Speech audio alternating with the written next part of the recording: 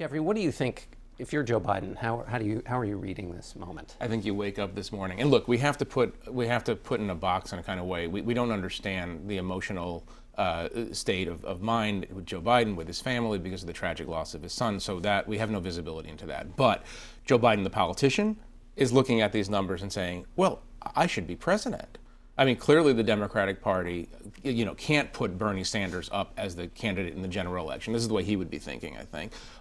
Hillary Clinton, people don't seem to like very much, so it's Joe Biden to the rescue one last time. And, if you're Joe Biden, you're at the top of American politics. You're there for a reason, because you take opportunities when they come. So it's a very interesting moment. He's going to have to make a decision very, very quickly, obviously. But I think that you're looking at this and you're seeing an opportunity. Julianna, was there a lot of buzz about Biden at the Democratic meeting in Minneapolis? Or there certainly was buzz around him. He was dominating discussions. Look, I heard from someone who's close to his camp today. They say he's no closer to making a decision.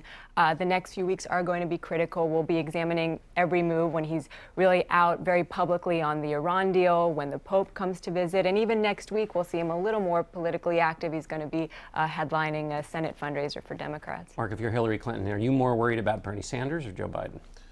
Right now I'm probably more worried about Bernie Sanders, because I think that he embodies a kind of populism that was somewhat similar to Barack Obama's, and the sort of falling in love aspect that Julianna talked about earlier. But I also am more worried about the fact that you're on Face the Nation and we're talking about superdelegates and Hillary Clinton lining up superdelegates. I mean, nothing screams entitled inevitability, looking way far ahead, than a talk about superdelegates at this early stage. And these numbers, though, are suggesting inevitability, not the case. Ed, there's a cliche in politics: your best day is the day before you announce.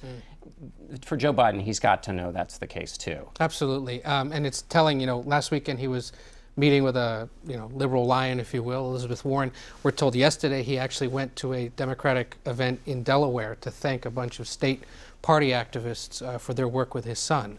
Now, was he also going perhaps to sort of check in with folks and see if they're with him? We don't know, but telling that he is still somewhat very discreetly, actively out there and talking to Democrats. John, you're exactly right. You go from one day you go beloved uncle, and the next day you're the target of huge attacks by Republicans and by Democrats, if he actually jumps. That's what he faces. All right, we'll be back with our panel in a moment. Stick with us.